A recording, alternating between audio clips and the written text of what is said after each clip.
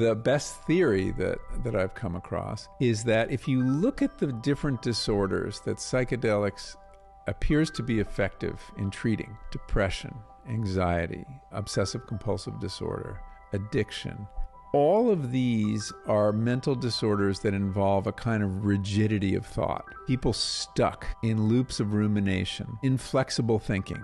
They need this drug to get through the day. They have this narrative in their head that they're a bad person, that nothing is working in their life, or they have anxiety and they replay loops about, what makes them anxious.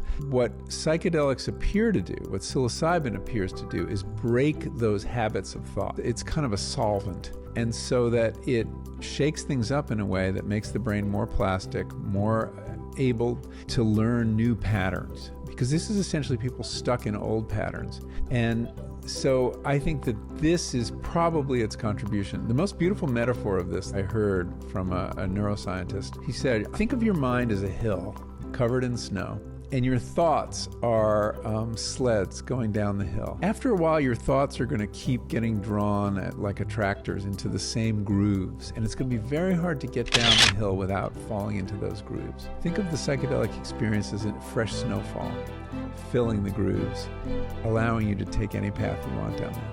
So I think it has to do with habitual thinking, rigid brains, stuck brains, brains that have too much order and need to be disordered a bit. This all remains to be proven. There's actually a group at Mass General at Harvard that is looking at the whole question of rumination in psychedelics and seeing if that is indeed the common denominator.